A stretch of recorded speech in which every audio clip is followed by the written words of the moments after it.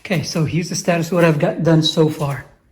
So as you can see, I've cut this down, right? So that way it's not overlapping anymore, so that's better. I've placed this in, which I thought I had to cut up, but it's actually in good shape. I put the links together so everything is all there, right? I put the legs in. Here's the trick to the leg. Keep in mind, this lifts up a little bit here or there, right? So there's a little bit of wiggle room. I get it in. I greased up the pins. I put it down. I wiggled around till when it gets down enough to get in, okay? Because it's a little bit rusted. It took a little while to get all 4 of them in, but I got them in. As you can see, all my anchor bolts are done except for one. And I will be honest, it is not the easiest thing to do. So I still need to do one more here.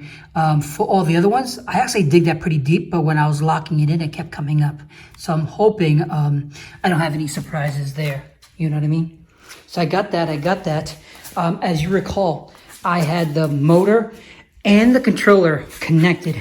I severed the ties. Luckily for me, all of these are all labeled. So you can see T2, T3, all the way up to T8, okay?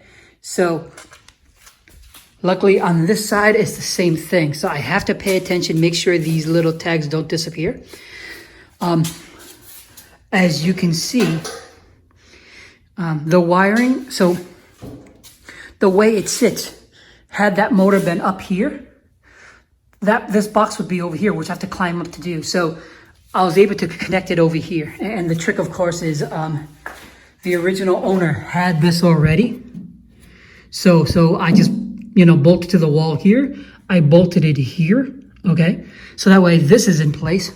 I do need to get the extended cable to go all the way up and over to where the motor is.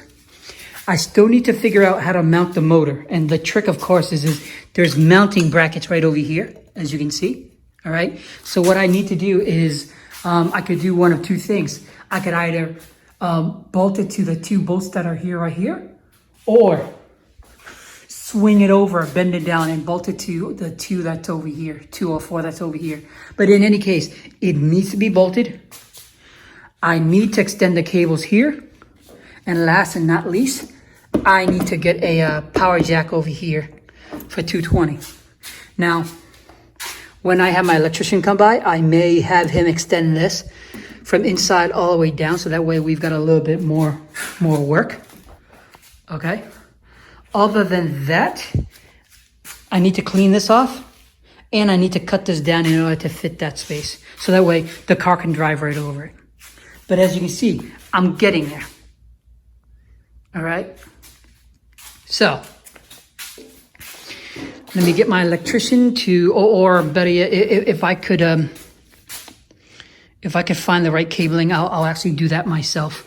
I do need to get the extender for this as well, right? Because I want to be safe. Other than that, maintenance. Later on, as we do trial runs of this, I've seen folks greasing the insides, greasing everything to make sure that, the longevity of the lift itself. So I still need to worry about that. But other than that, I think I'm halfway done. All right? This is definitely a good experience because I've never done this before, all right? Now, had I waited for the hydraulics version, that would have been fine too. That would probably be much easier, but I just had to try this out just as the opportunity came in.